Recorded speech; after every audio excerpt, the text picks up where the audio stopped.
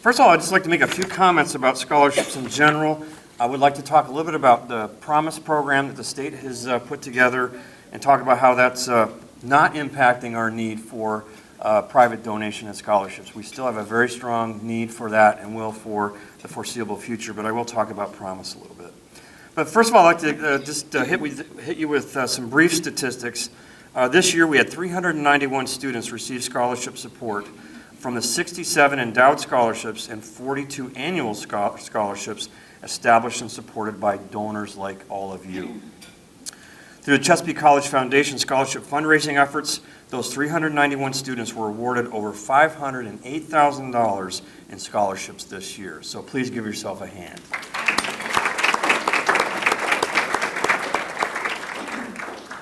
I also want to just take a very brief moment to introduce some key staff that made today possible. Over on my right is Elizabeth Devlin, who's our Director of Institutional Advancement. And I think over there also is Danielle Darling, who is our Interim Director for College Relations. She helps us basically communicate with the world. To our left is Michelle Hall, who put this event together with, I think, some able assistance from Summer Dawson, who's brand new to the office and is actually helping out with the institutional advancement operation.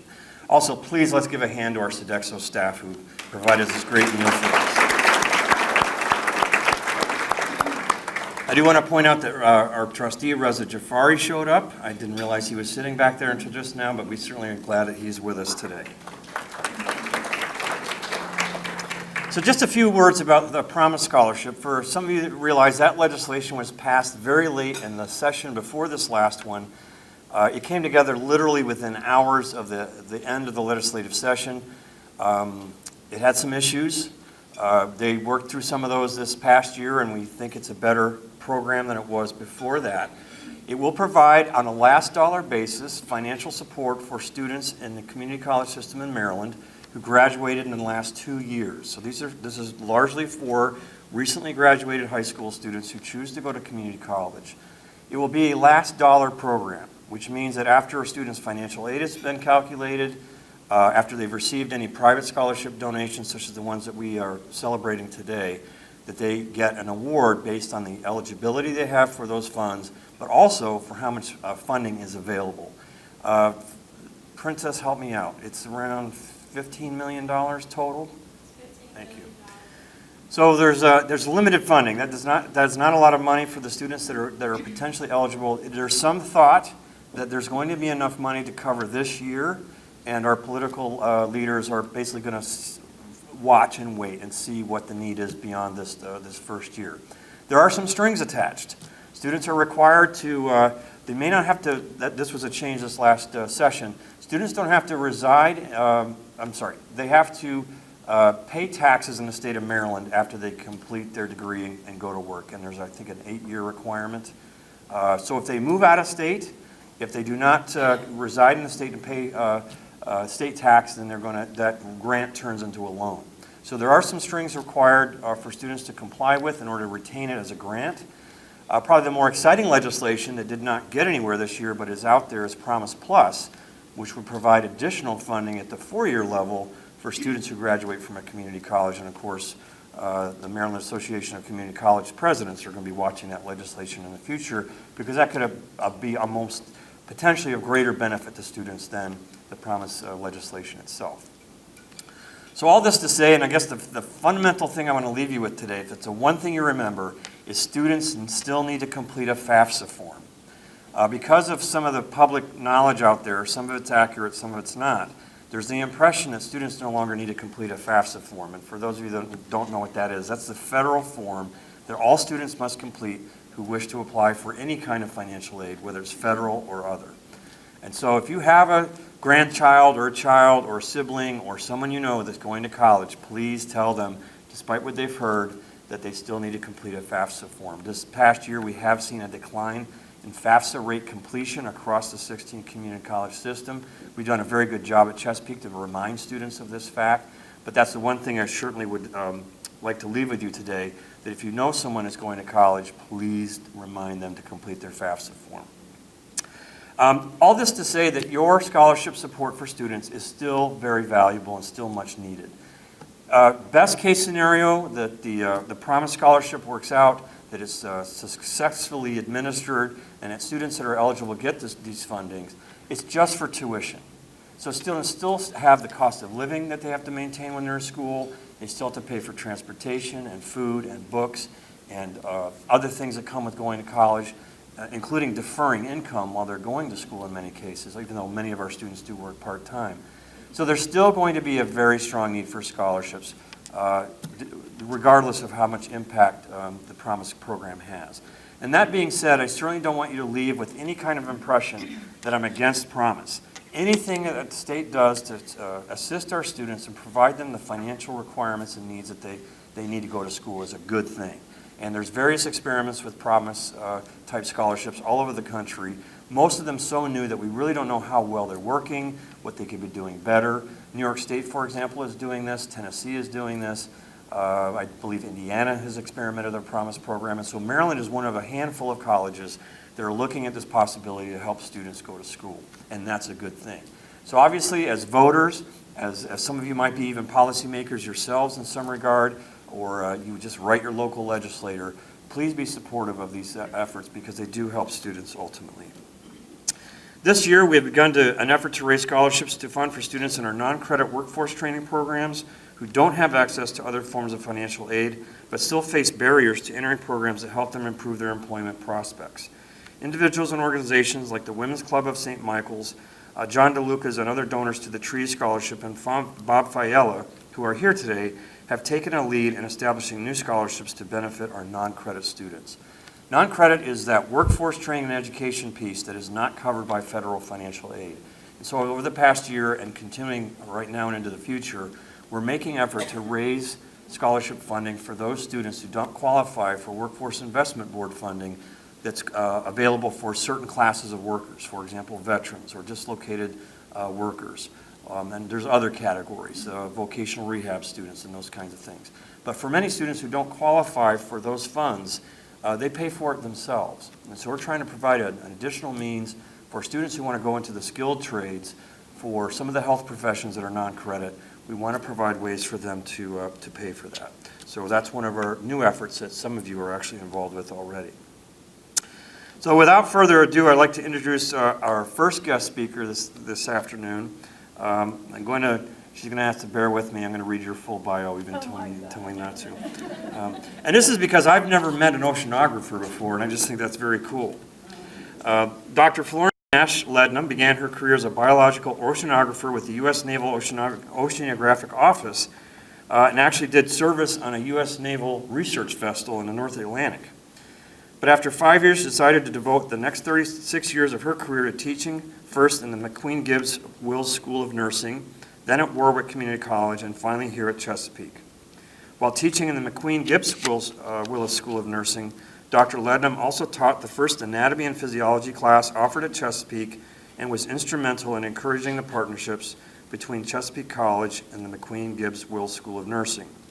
When she returned to teach at Chesapeake, Dr. Lednum taught anatomy and physiology, microbiology, and occasionally general biology while also serving as a science department chair for 16 years.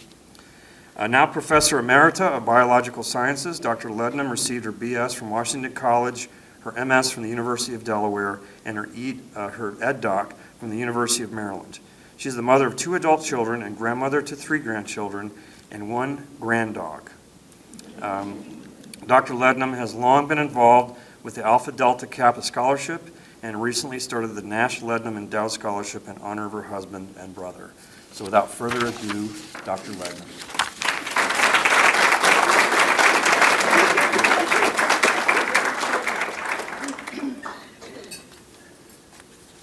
I said he could cut it any way he wanted, but he didn't. Sorry about that, folks. President Coppersmith, honored guests at the table, students, faculty, and staff. I am so grateful to be here. But you know what? You gave away my secret. But that's okay. I'll forgive you this trip.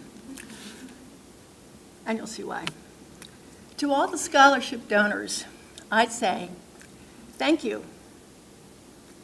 And to all the scholarship recipients, This is for you.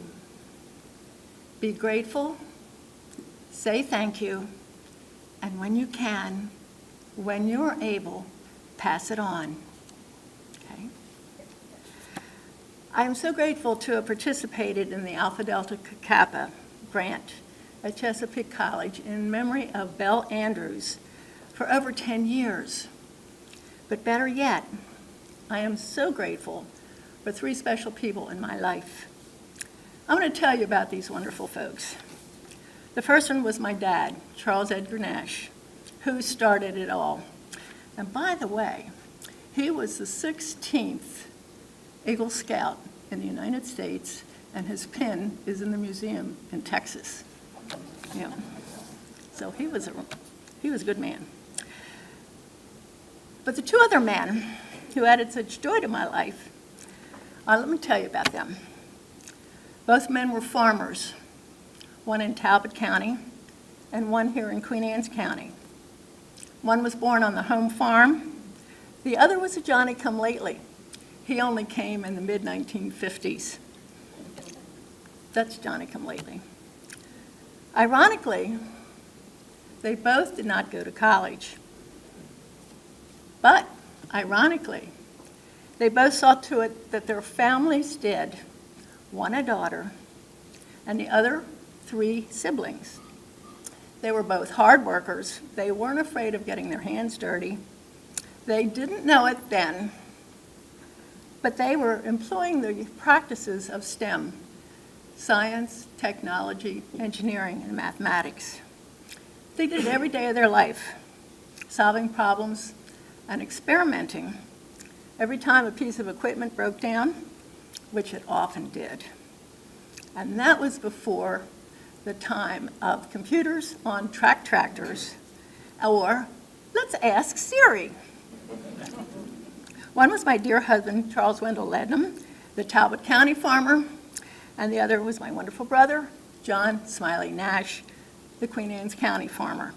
I miss them both dearly, and to both I say an appreciative thank you. Be that as it may, as Dr. Coppersmith told you, I was fortunate to have been involved in the work world and education for 41 years, 16 years here at Chesapeake College. I was going to say, if you can look closely here at the oak tree that isn't here, sorry about that, you can see my husband's and my name, because we were one of the original contributors to the foundation. Since you can't see the tree, you're just going to have to visualize it. When it goes up again, look for our oak leaf. Upon retirement from Chesapeake College, I wanted to say thank you to the college in a more tangible way. For several years, I had been thinking about establishing an endowed scholarship. But I also thought of a million different ways that I could avoid doing it. Traveling to Ireland, traveling to Italy. Yes, Florence went to Florence. Yeah. Buying a new central air conditioner, you name it, any excuse at all. Then Maryland Governor Hogan said, tuition's free to all Marylanders. I thought, my God, I'm off the hook. I was free. I didn't have to do anything. Should have listened.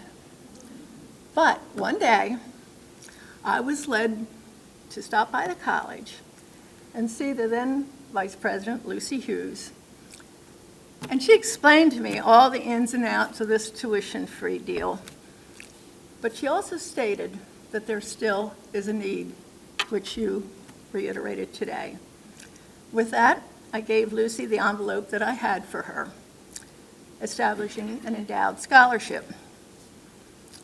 When I later told my sister, sitting over here in blue, Dr. Julia Murphy, she said, "Oh, that's wonderful," and gave the Chesapeake College Foundation a contribution more than doubling what I gave the college. I was totally amazed. I still am. Yeah. Thank you, Julia. Thank you, sir. We have done something in a tangible way. But the bottom line is, I'm forever grateful to my father, Charles Edgar Nash, my brother, John Smiley Nash, and my beloved husband, Charles Wendell Lednam, for their love and support and for being the people of such great character that they were.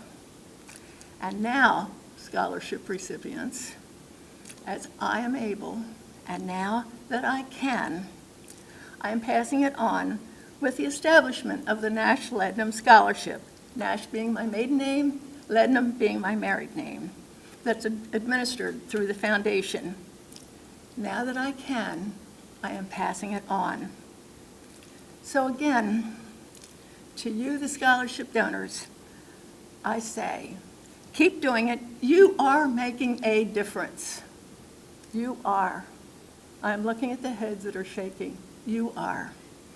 And to the scholarship recipients, I say, be grateful, say thank you, and when you're able, pass it on. I thank you.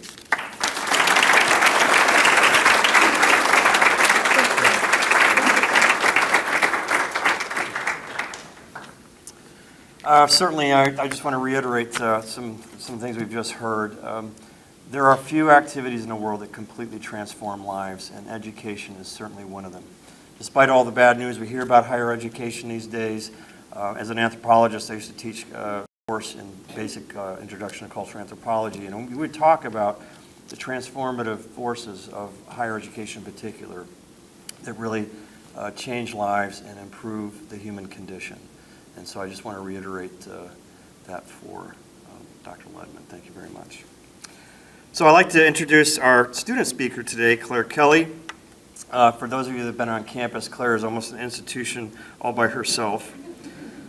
She is from Talbot County. She will graduate in May with an associate's degree in liberal arts and sciences. During her time at Chesapeake, Claire has not only excelled academically, but has also proven herself as a leader at Chesapeake College. She's in the honors program. She's been an all-state academic team Coca-Cola Silver Scholar and an all-Maryland Community College academic team, is a Leadership Academy graduate, has served as president of Phi Theta Kappa Honor Society, and has served on Student Senate. And those are just a handful of the ways that she has been involved at Chesapeake and the accolades that she has received, many of them just recently. Following Chesapeake, Claire plans to pursue her bachelor's degree at St. Mary's College in Maryland. She is a recipient of the Easton Elks Lodge 1622 Scholarship. So without further ado, I introduce Claire Kelly.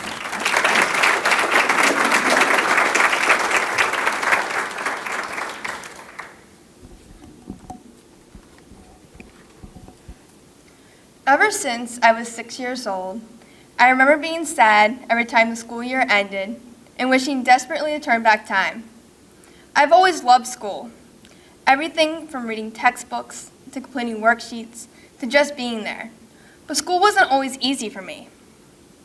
In 3rd grade, I was taunted and teased for my mumbling and stuttering, and it seemed no matter how hard I studied, I was never going to comprehend anything. Yet, I never allowed these obstacles to ruin this love of school. Because from a young age, I knew I never wanted to stop going. As I grew older, I realized this meant attending college. So I saved everything from birthday money to Christmas money to the money sent by my grandmother on a whim. As the time drew closer and closer to start looking at colleges, my attention shifted to focus on my parents' 24-year-old marriage that was dissolving before my eyes. Then, in a series of spiraling events, I learned of my embezzled bank account. Just as the time came to look at colleges, a loved one depleted my entire college and life savings account 2 years prior to my high school graduation. Always on my mind, the prospect of paying for college became a daunting thought, and the dream I had from the time I was a small girl seemed virtually unattainable. But this was not the only barrier keeping me up at night. I had been pushed and thrown, been tainted black and blue. I had watched as my self-confidence was torn to pieces before my eyes. But the utterance, "You're not smart enough for college," still haunts me today. In that single instant, it seemed all my hopes disappeared as the self-doubt settled in. Daily, these words have found a way to creep back into my mind, but I'm motivated to prove this single phrase wrong. Therefore, receiving a scholarship from Chesapeake College enabled me to put aside some of my monetary worries and continue my love of school and pursue my dream of becoming a professor of English. I'm usually the first student on campus and the last to leave. I'm the student who stays late into the night, studying in the Honors Lounge, my favorite place on campus, and I'm the student who doesn't give up easily. But no matter how well I did or how hard I fought, this little phrase always got the best of me, because after being told something for so long, I came to believe it. My confidence and worth was tainted with a fear to believe in myself, and I had convinced myself I was incapable and incompetent. Then something changed. My professors saw something in me and began encouraging me here at Chesapeake. Slowly, I realized taking the first steps in a new direction is certainly scary, but it's not impossible. Each of my professors encouraged me and taught me more about myself than I could have ever realized. They saw potential in me, something I didn't see, because I was too blinded by my own self-doubt. Their time and advice made all the difference, and their power of a simple word, a phrase of reassurance, or even a small smile truly made a profound impact on me forever. Without the encouragement of my professors, I would have never become the president of Phi Theta Kappa, be graduating with honors, or have the courage to be completely myself. In fact, without their encouragement, I would have never had the confidence to stand here before you and share my story. Not having to constantly worrying about paying for college opened more doors for me to grow as both a student and a leader on this campus. As an honors student, I was able to travel to Civil War battlefields, navigate the Tuckahoe ropes course, experience inspirational TEDx talks, and attended the National Collegiate Honors Council Conference. Pushing myself in academics, I walked in the footsteps of Gilbert Byron, researched the history of Maryland, and learned the ins and outs of professorship in my 3 honors contracts. Helping to fight hunger on our college campus, I helped lead my Phi Theta Kappa chapter's college project, an Honors in Action, centered around improving the corner of care, our food pantry here on campus, and educating people about the facts about food stamps. As I've grown in confidence, I had the opportunity to hold a position as a student voice on the Honors Faculty Council and serve as the event coordinator of student government. But the position I'm most proud of is being the president of Phi Theta Kappa. It's in this position where I learned most of my leadership skills, as I strive to engage and encourage students to push themselves in academics, so they too will see just how much they can achieve. I know what it's like to be pushed and thrown, and I know what it feels like to feel like dirt. The single utterance, "You're not smart enough for college," when school has always been my safe place, was the worst of the cruelty I received. Far worse than any bruise, and I still carry that with me. But if someone hadn't shown they cared, I would still believe I was nothing. From the bottom of my heart, I thank all of my professors who saw a hidden potential in me and took it upon themselves to help me grow and learn I'm worth something. To the staff I had the pleasure of knowing, thank you for always greeting me with a smile and for allowing me to be more than just another number. Though it seems simple, it truly makes all the difference when someone knows your name. Thank you to the donors for your continuous support of students.